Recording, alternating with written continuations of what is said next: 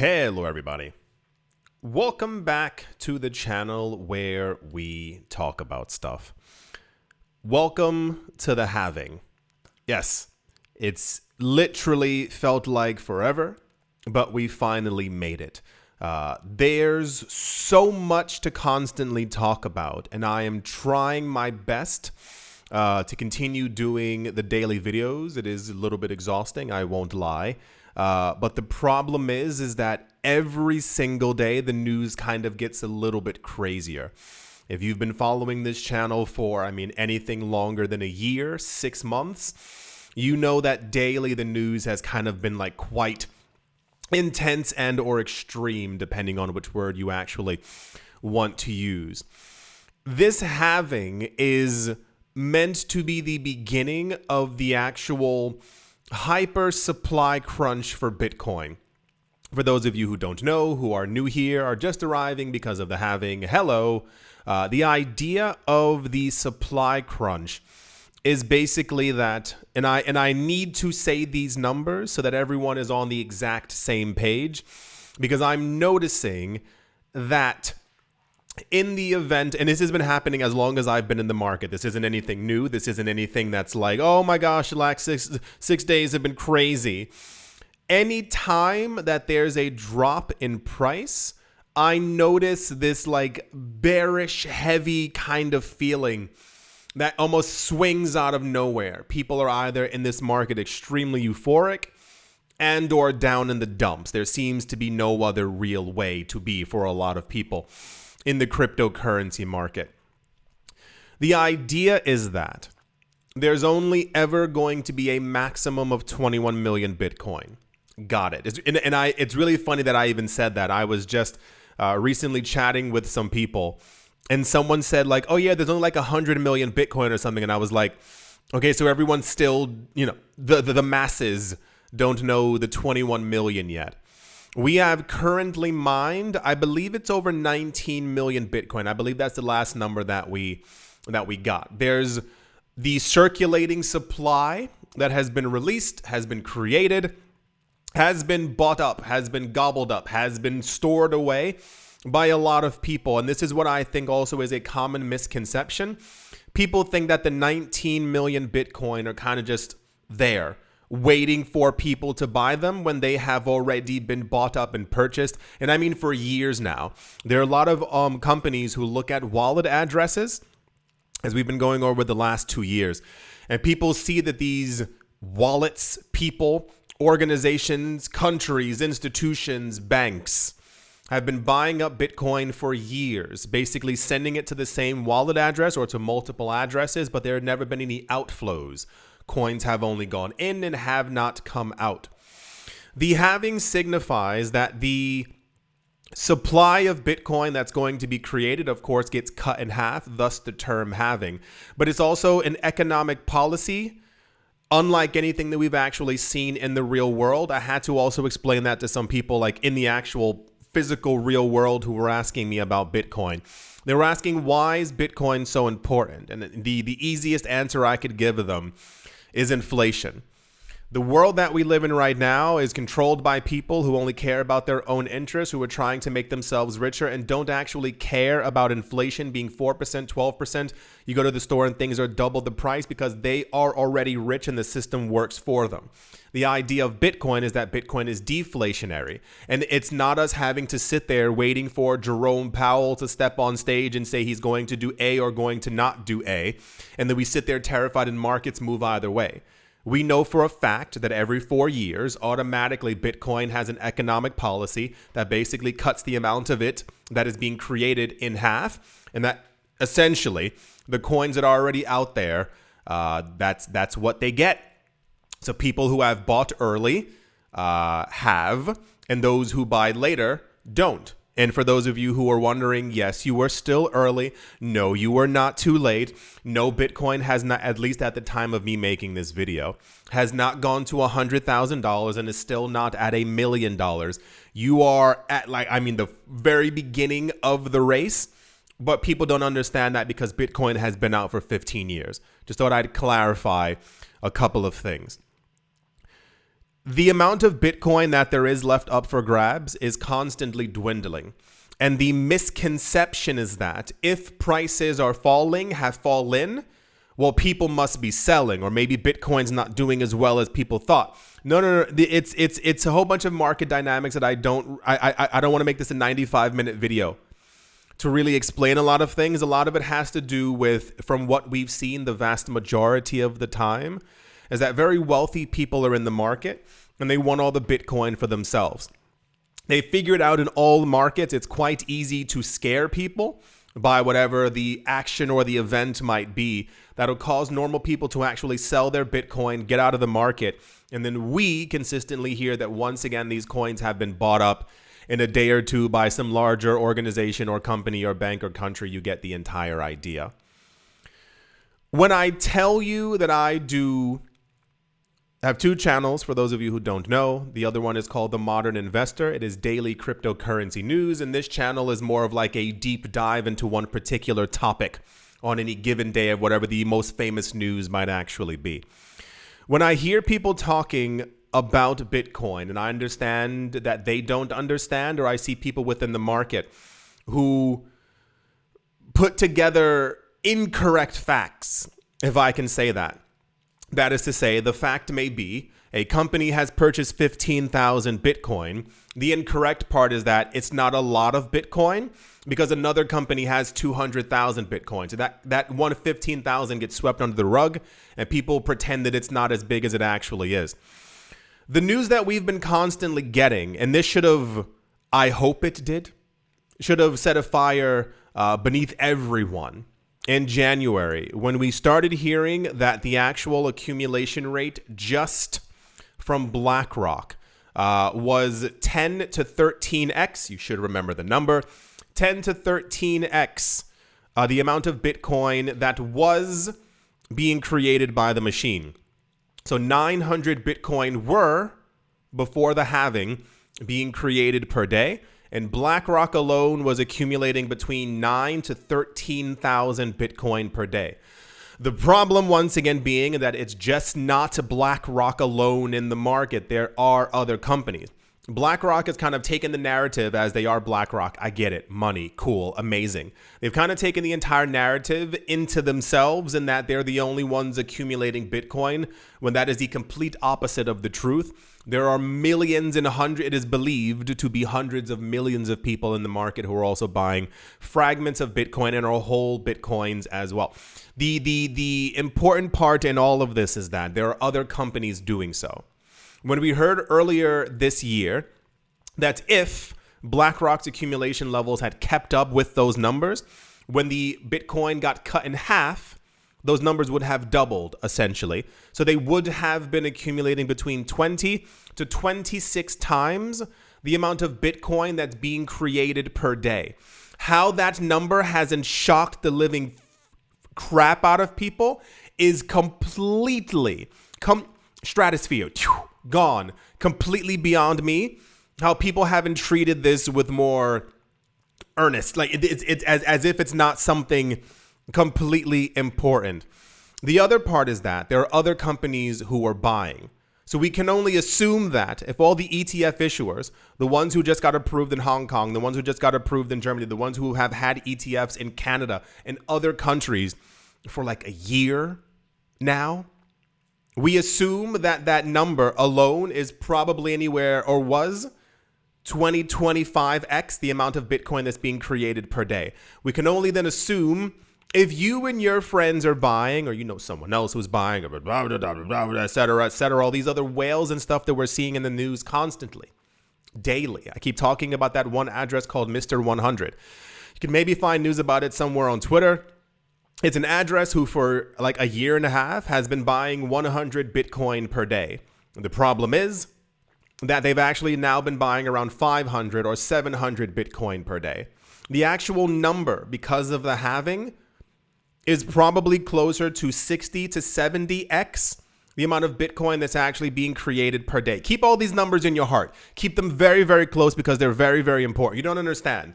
You don't really get it, because what ends up happening is people forget that this accumulation has happened.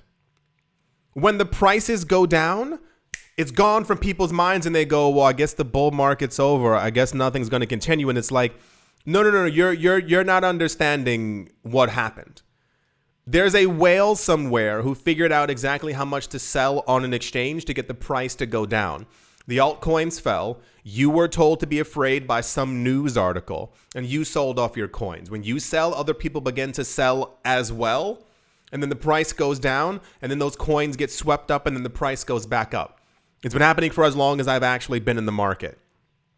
The coins that are out there are very few. We're not going to get into price predictions and stuff like that because the price predictions now make sense. The more that we go over this news every single day, they're so crystal clear in my head now. It's because the amount of Bitcoin that's actually left out there is minuscule compared to what people think is actually going. You can throw the number 21 million around as many times as you want, but there's not 21 million Bitcoin left for 8 billion people. That we know for a fact. The amount of Bitcoin that's on crypto exchanges keeps coming into question. And I see a lot of articles throwing it out there. Well, there's a lot of Bitcoin on the exchanges. Maybe the price won't go up. And it's like, no, a lot of people have their coins on exchanges with no intention of actually selling or selling early, as it were. We've had news before. This was a couple of months ago, maybe even last year, where there was a survey that was done. When do you plan on selling your Bitcoin? At what price would be appropriate for you? And the general consensus was anywhere from over $500,000 to $1 million per coin. If we're talking about these crazy numbers happening next year, the next halving or the halving after that, with the amount of Bitcoin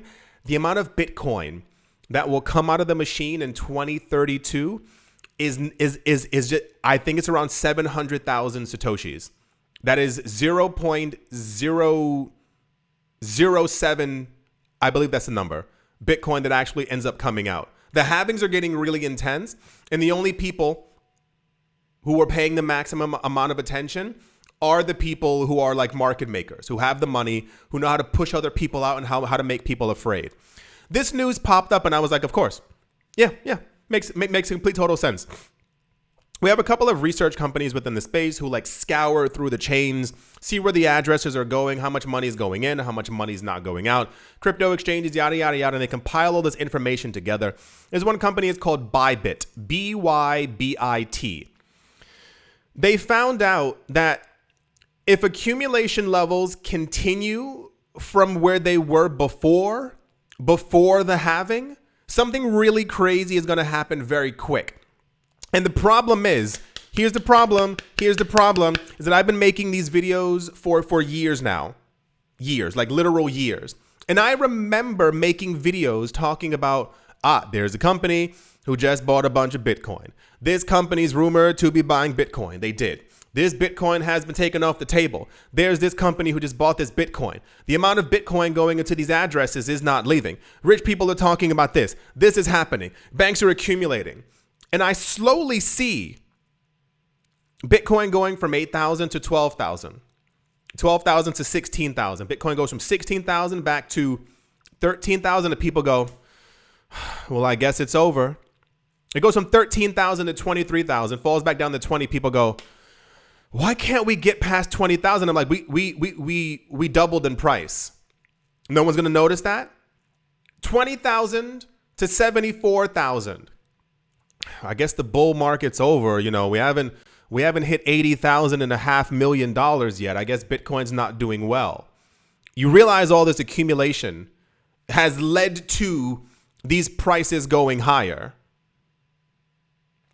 Bybit said, and I quote, with only 2 million Bitcoin left, if we assume a daily inflow, this is just for the ETFs. We know that for a fact. There's normal money flowing into the cryptocurrency market all the time. It's not just people buying Bitcoin from the ETFs. Can we agree with that? Remember before January 11th, how were people buying their Bitcoin? Oh, that's so weird that we kept on going up in price, but I don't know, maybe it was magic. Maybe people were just buying their Bitcoin other places. The narrative is constantly just the ETF, and people are forgetting that we used to walk on our own. We used to buy what? We used to buy crypto before ETFs? That's insane. Bybit said, if the inflows to just the Bitcoin ETFs remain where they were, they said roughly around $500 million, and that's like an average. Most days we had 350,000. Some days we had 350 million. Some days we had $864 million.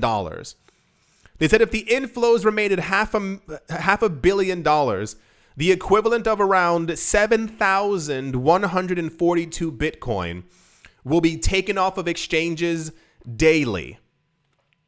So remember how we had the news before that BlackRock alone was accumulating around anywhere from 10 to 13,000 Bitcoin. Remember that number? They said if cumulatively all the ETFs are taking off 7,142 Bitcoin per day, and we know these numbers to be true. We've seen them before. This isn't me just throwing out numbers. If they take out 9,000 per day, boy howdy. We've seen these numbers, and they're only talking about the US ETFs. Sorry for being so intense. The equivalent of around 7,142 Bitcoin will be leaving exchanges daily, suggesting that it will only take 9 months for all remaining Bitcoin to be taken off of exchanges. Now, stop for a second. What do we know about Bitcoin that's actually left on exchanges? Not all of it is liquid. We see the wallet addresses, and people throw out the numbers and say, well, there's a lot of Bitcoin left on exchanges. Are you selling? Are your friends selling? Are the people from the survey selling? Do you want to be the pizza guy? Who exactly is trying to sell their Bitcoin when we know that it's going to $500,000? Who? Tell me who. Please, for the love of goodness, because I would love to know. If all that Bitcoin is not liquid, and that's the Bitcoin that's being gobbled up just for the US ETFs, what happens before 9 months? You know what's even crazier, for those of you who weren't here for that video? Do you remember when we got wind of, and this is real news, Google it, please find it, where we heard that there are multiple banks, you know, like when you mine Bitcoin, like those huge gigantic warehouses and everyone has all the machines and it's like really warm and really hot and it's blah, blah, blah, blah, blah, blah. The banks are going directly to the people who are mining Bitcoin to try and buy Bitcoin directly from them. You know why? Because if you buy directly from a crypto, if you're a bank and you're trying to buy $500 million, one bank worth of Bitcoin to secure your position, you're going to raise the price. You don't want to do that because you want to buy the next day as well. You can't do that because you want to buy the next day as well. You're not just buying one time and then going, okay, we have enough BTC now. No more buying anyone. This is it. No, you want to keep buying while the price is low. So how do you completely avoid the system? You literally go to the people who are mining it as it comes out of the machine. You want to know the problem? The people who are mining the Bitcoin, you know what they told the banks? You know what they told these mega banks? We need the Bitcoin for ourselves. The news is constantly that BlackRock was buying 10 times the amount of Bitcoin that was being mined per day. Guess what the problem was? Of the 900 Bitcoin were not being added to the market per day. If you set up a $35 million Bitcoin mining operation and you made, random number, $500,000 worth of Bitcoin per day, that Bitcoin is for you. You want the Bitcoin because you understand that Bitcoin is going to 10x in price. You're not going to go, yeah, I guess I'll just exit my position and sell all of them to the bank who's, the bank hasn't done the work. I mean, I've been in the business for 2, 3, 4 years mining all this Bitcoin. I guess you can have all of my coins? It seems completely fair. 900 Bitcoin were not entering the market per day. Guess what? Guess what just happened? The Bitcoin halving. So that 900 created per day is now 450. What? That means Bitcoin's even scarcer than it was before. This Bybit thing was released about a good, I think a couple of days ago. Yeah, a couple of days ago. Before the halving even actually took place. Do you understand how scarce 21? Imagine there were only 21 million US dollars. That's it. No other US dollars will ever be created. Now imagine it for Bitcoin. The scarcest asset that we've ever had on this planet. That continues to get scarcer automatically every 4 years just based on what's coming out of the machine. Now imagine, riddle me this. you know, 8 billion people on the planet, over 100 million people who are into Bitcoin. And I say over 100 million because not everyone can afford an entire Bitcoin. Everyone with me? Cool. All on the same page. Got it. So there are tons of people buying up fragments of Bitcoin all the time. You have 100 people buying 0.01 Bitcoin each day. That's an entire Bitcoin that's gone off the table. You know what's even crazier is when we keep getting news daily about these companies who are buying 6,000 Bitcoin, and not the ETFs, not the ETFs at all.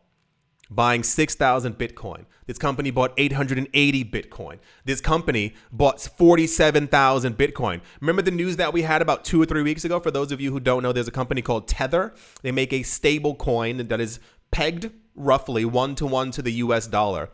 They announced 2 years ago, they said every quarter, so every season, summer, spring, winter, autumn, amazing. They said they're going to be using 15% of their profits. Can you guess what they're buying? Yeah, they're buying Bitcoin. And they recently, during last season, they bought 8,888 Bitcoin. One company, gone, one fell swoop. Just for Tether alone, I think they have nearly 50,000 Bitcoin now after 2 years. You understand that there's not a lot of Bitcoin left, right? You understand how finite and rare that it actually is. We're here. We're entering the realm where people are going to be fighting over Satoshis. When Bitcoin goes over $200,000, $300,000, it becomes unobtainable for the everyday normal man. People will go crazy just to own 1/100th of a Bitcoin. You will have more Bitcoin than billions of people on the planet. Billions, not thousands, not millions. Billions of people will never be able to have more Bitcoin than you. There's not enough Bitcoin right now at the time of me making this video, even 3 years ago. There's not enough Bitcoin for every millionaire and every billionaire on the planet. It is mathematically impossible for them to have an entire coin. And we know this because of basic math. Even crazier, we are going to live in a world where the only Bitcoin that's left for multiple millionaires and multiple billionaires who refuse to pay attention, they're going to be able to only own around half a Bitcoin. And that's all that they're going to be able to get. Right.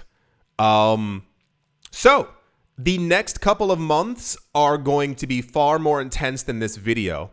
If you've held on this long, I mean, really understand what it means to have to walk through the fire, basically a bear market in this situation. The current things that we're looking out for is no more than the 3, the 6, and the 9. The 3-month period after Bitcoin's halving, the 6-month period, and historically, 9 months after the halving, we get to Bitcoin's previous all-time high. If you've been paying attention, we got there a while ago, and this is where we're getting a lot of these wacky 6-figure predictions. Yes, the future is very bright. It's going to be very intense. I told you all before, and keep this one in your mind. Basically, I think as Bitcoin continues to get stronger and more expensive and out of the reach of normal hands, I think we're going to see a lot of basically the people who invest early are going to be the richest people. And I think a lot of people are going to be left behind. That's my nice way of saying it. Yeah. I think that's going to do it for this video. I do hope that you have all enjoyed. I do hope that you all are having a great day, morning, afternoon, evening, wherever you are, wherever the heck you might be on this crazy, crazy planet. I do hope it's absolutely fantastic. Thank you all once again for watching, listening, liking, commenting, and supporting. And I will most certainly be talking to you all soon. See you.